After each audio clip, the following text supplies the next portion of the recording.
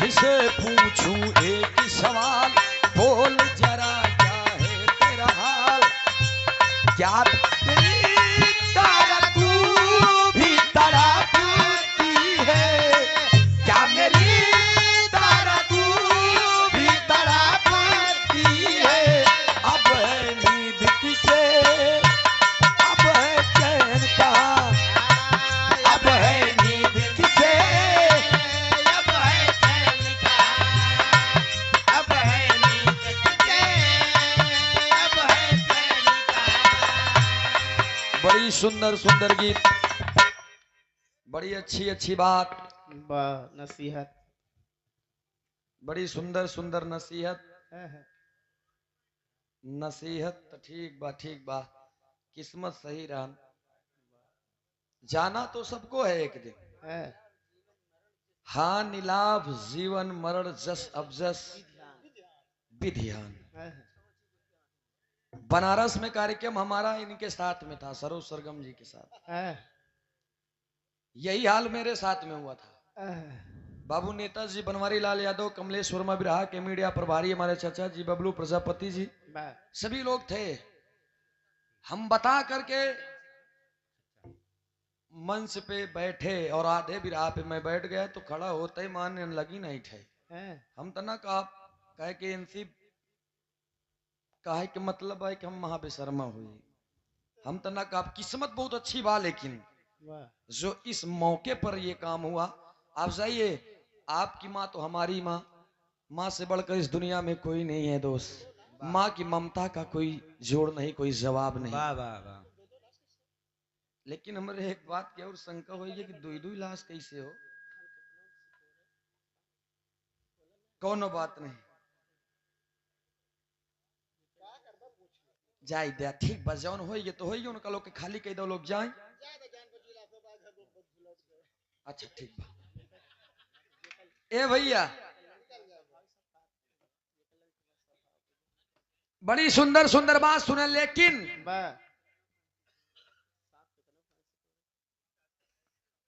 कुकुरी कितना कंठी बान है। कुकुरी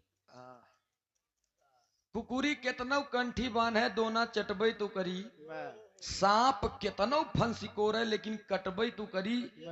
जेकर लंठ बा स्वभाव होकर जाय ना प्रभाव, असुवरी की कितने होबे बुझेरी लोटबई तो करी।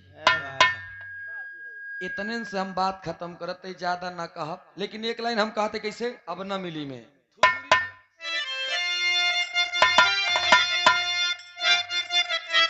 आहा अरे जईबू थुथुरी, ये गोरिया जईबू थुथुरी, ये बबुनी जईबू थुथुरी। तहारी यार बसवा जब रे लाई, जईबू थुथुरी। हरियर बसवा जब रे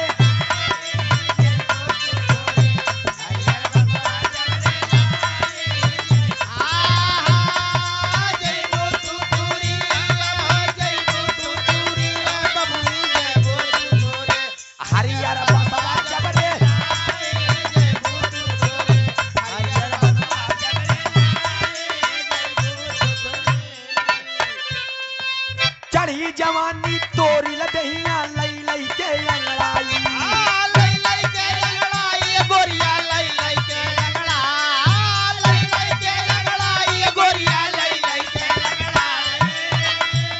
और सुना, अपुनई निहुर तुझा बुरानी, अपुनई निहुर तुझा बुरानी, केहू ना निहुराई।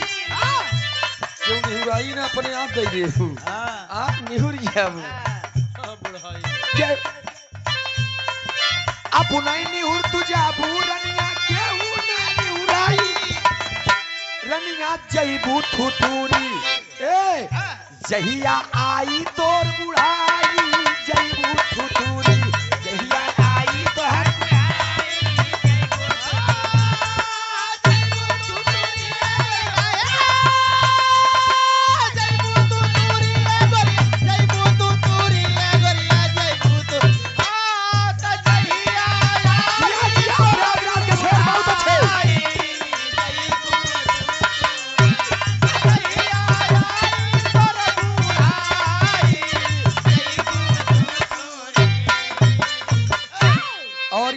तूफान यादव जी 9 बाजार की धरती से इस भाव पे प्रसन्न होकर बहुत बहुत नमन बा प्रणाम बा आशीर्वाद दे हम बच्चे कला में कामयाब रहे का करबा विधाता ओकर दई है सथवा।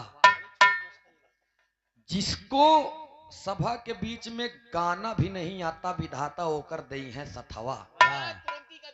भैया हो तो का करबा जायदा बिरहम मजा तो इसे असली अब आवत जान 9 बाजार वाले भैया हमार वीडियो देखे हो हम बहुत खतरनाक गवैया है। बिरहा अगर सूरज यदुवंशी से गावाई का मतलब एक राउंड चापे रहे खाली एक राउंड इनके पास जमा हो वापस इनका बोलावा के मतलब तोहर पैसा डांड। हाँ एक राउंड खाली एक राउंड भरे के पास इनके पास मसाला बा एक बाद 15 मिनट में खियो बीर रस के चाप के बहन दई दे दूसरे में ऐसा बकरी नहीं नरियातीन बादल का बीच लेखन। दूसरे राउंड में गाना गाइन पहला वाला तक कुछ मान ले आप लोगन के समझ में आए दूसरा वाला जौन गरमा गाई नहीं समझ में आई रहन खाली अपने पता नहीं कौन ससुर लंदन उंदन के आए के फलाने ठिकाने की लड़ाई थे पहले पहलवानी दंगल तो हम लोग खुद ही लड़ी थी 6 महीना हम पहलवानी करे है देखा तक कानून ऐठत बहना घोल हो जाई ना तो हमार शरीर जनाई कि हाँ पहलवान छुट्टा दूध पिए यहाँ ना तू। बड़ी सुंदर सुंदर बात लेकिन अब तो हम मसाला निकारत रहे। अरे राम तू छुछा मछरी बाटियो ना हमारे यहाँ तू छुछ मछरी बाटियो ना चापब चपक के जाबू उछरी तू छुछ मछरी बाटियो ना चापब चपक के जाबू।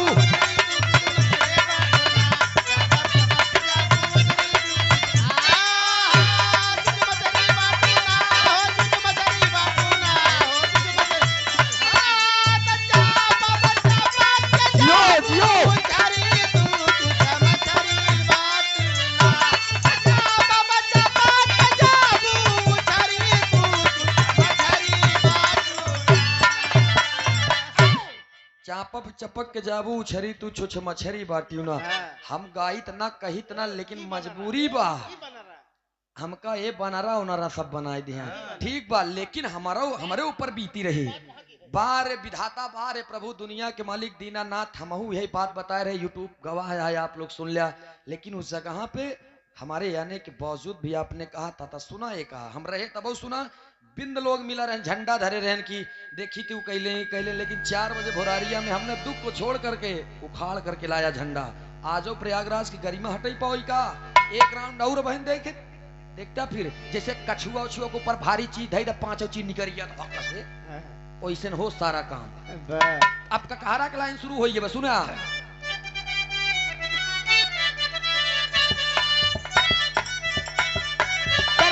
खिलवाड़ बेकार ऊपरी ना तो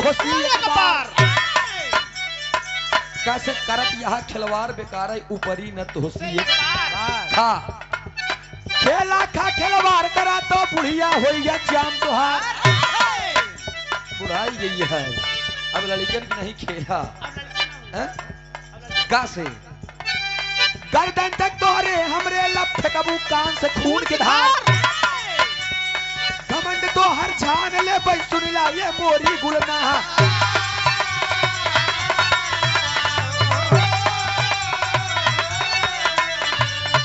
अंगा अंग में जकरे प्रभु समाया अंग में जकरे प्रभु समाया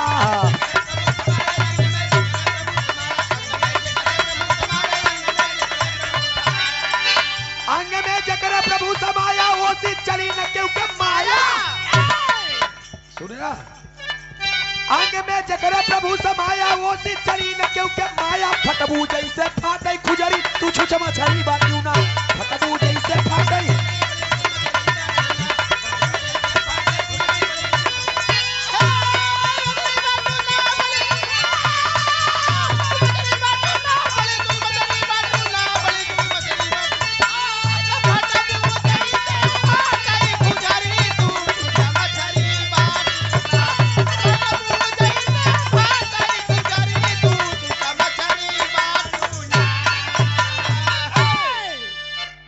फटबू जैसे फाटे खुजरी बीचों बीच फाट जिया तू छुछ मछरी बाटियो ई बात कहाँ के रही जानता मर्यादा पुरुषोत्तम श्री राम जी जब हनुमान जी को भेजे थे तो समुद्र डाकस समय एक राक्षसिन मिली रही जेकर नाम सुरसा डाइन रहा।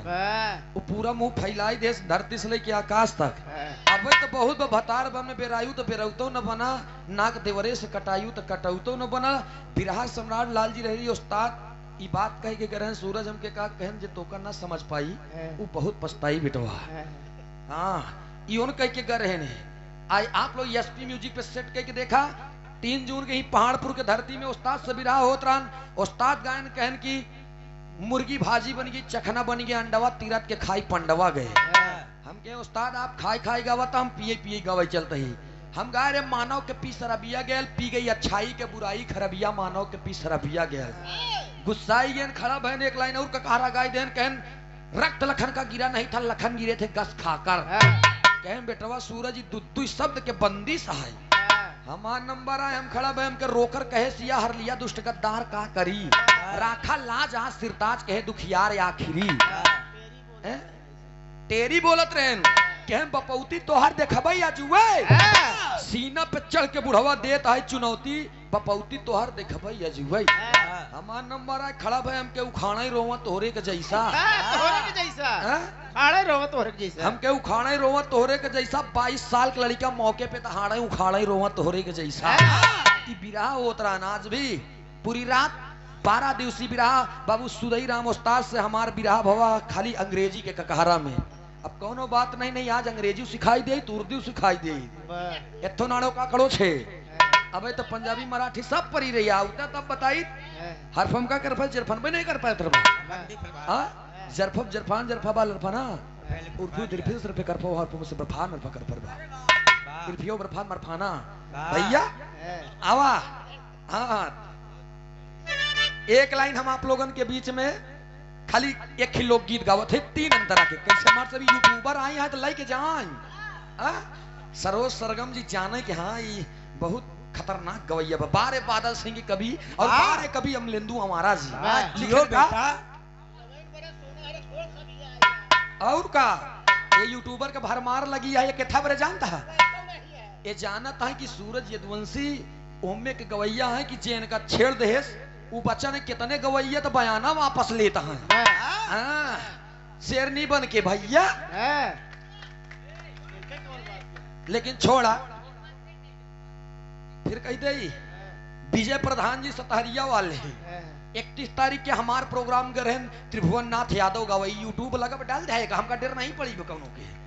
त्रिभुवन नाथ यादव गरन हमसे गए जौने गायिका गाय रन ओकर चोप लिए हमसे दूरी अरे बाप क्या उससे कर रहे हूँ जवाबी गाता है। उससे जवाबी गाने का मतलब हम 5 साल तैयारी करें पढ़े लिखे हमके अपने कवि के लिए क्या हुआ करें तुरंत ही लिखे तब जवाब दिया। हम तक खड़ा रहा तब हमारे कवि हमारे सिनेमा में रहा थे भैया आवा कहना पड़ा कैसे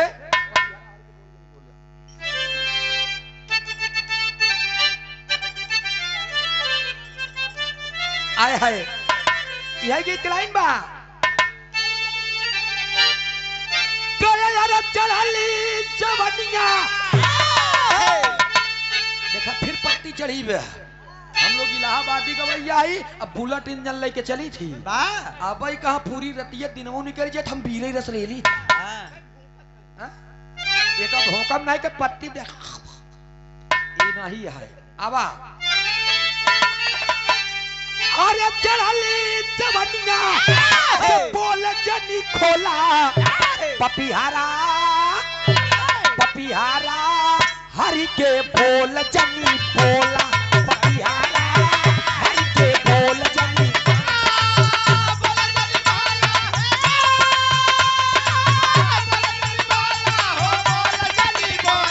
पपिहारा हरि के बोल जनी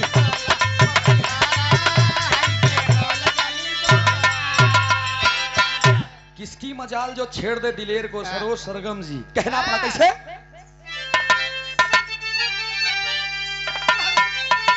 अरे 3 बार रेला अरे 3 बार रेला अब तो के निहुराई सत भातारी मन बे आपन फराई मन बे आपन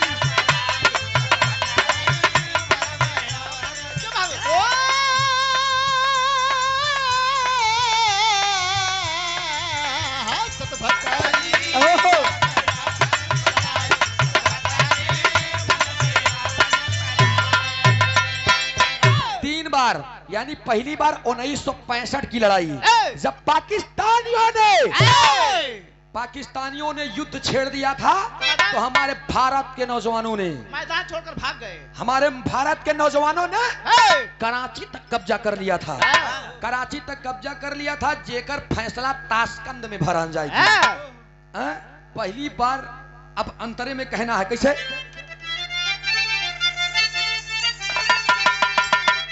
पहली बार रेला तब भागु लम्बा लम्बा,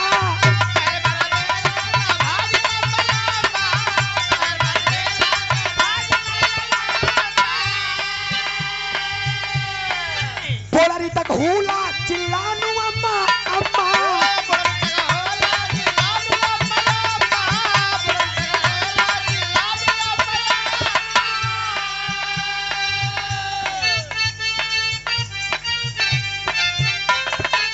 अरे सास तो रयटकी, अरे सास तो रयटकी देव मुंडका घुसाई सत भतारी मन बे आपन फराई।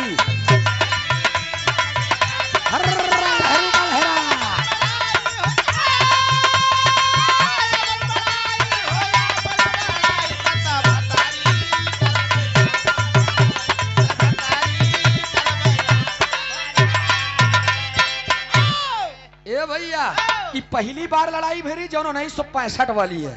हम 3 बार के बताओ प्रमाण दे तब माने, झूठे न कहे सूरज यार फालतू ही गावत है। विराज सम्राट लालजी लहरी उस्ताद के बाद एक कई बात कहा इलाहाबाद वालों, ध्यान दीजिएगा इस बात का। मैं तो चला जाऊंगा, आप कार्यक्रम करवाओगे तो न करवाओगे तो हम कहूँ न कहूँ गौबई करब, लेकिन इतना ध्यान रखिएगा पूर्वांचल के कलाकार इलाहाबाद के 3 मूर्तियों को आप लोगों ने पैदा किया था, लहरी काका, हैदर अली जुगनू और दादा राम कैलाश जी को।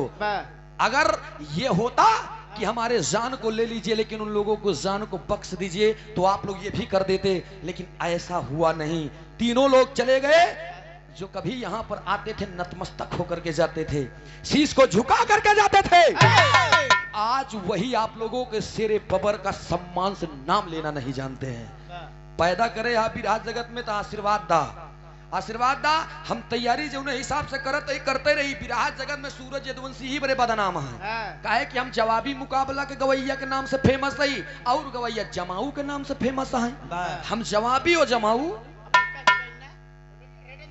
देखा भाई भैया, आप कहीं तू आपन गावा हम आपन गाई, जब आपन गावा खो तो लई लेवा करा 2-4 सुई मिर्जेपुर में चिल्लावा करा, हिया चिल्लाई जी आवा करा, एक काहे लिखवावत है। जवाबी भी रहा मुकाबला, जहां से छुटत बा करे आगे से गावा तब भवा जवाबी है। लेकिन दूसरे अंतरा में 1965 की बात रही भैया, कराची तक कब्जा कैले रहे, ताशकंद में फैसला भरा, और दूसरा 1971 की लड़ाई कैसे,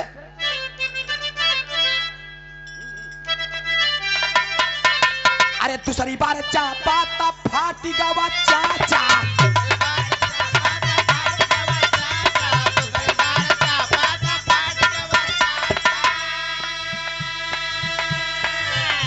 नहीं पहला जवान खींच दिया खाचा,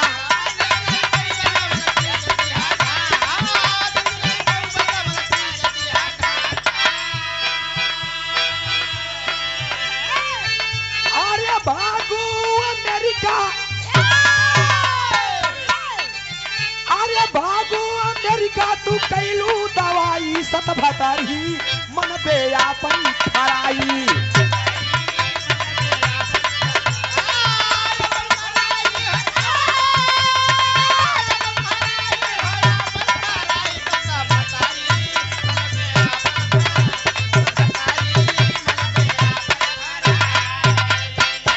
और 1971 की लड़ाई दूसरी बार चापा तब फाट गया चाचा, टाक नहीं पौला जवन खींच दिया खाचा। दूसरी बार कौन प्रधानमंत्री था?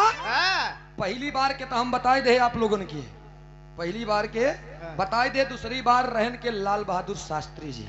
जब लाल बहादुर शास्त्री जी रहन तब उस समय पाकिस्तान के लोगों ने लड़ाई छेड़ दिया था, और जब लड़ाई छेड़ दिया था तो 1971 में भी विजय मिला किसे? हमारे हिंदुस्तान, हमारे भारतवासियों को। तीसरी बार लड़ाई सन 1999 में हुआ, तब अटल बिहारी वाजपेयी थे प्रधानमंत्री।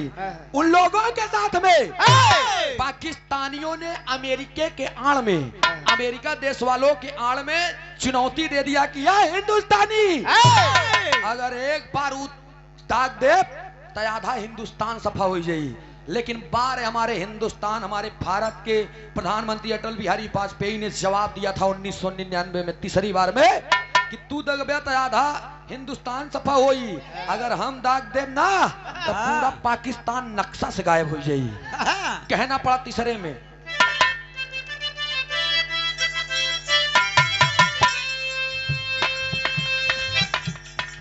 तीसरी बार बनलू तू बन की खिलाड़ी,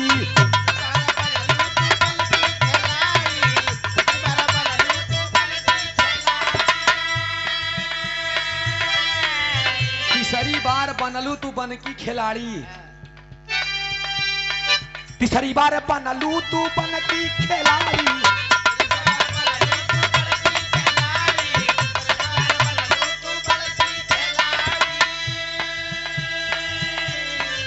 कुछ दिया आगा थुथुर के पिछाड़ी, कुछ दिया आगा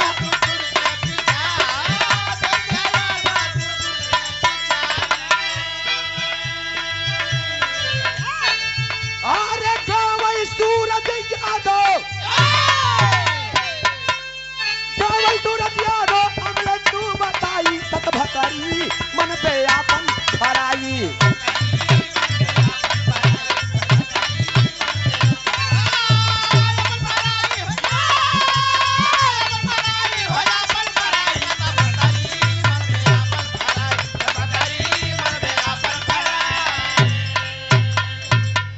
बहुत बहुत शुक्रिया, बहुत बहुत धन्यवाद आप लोगों का।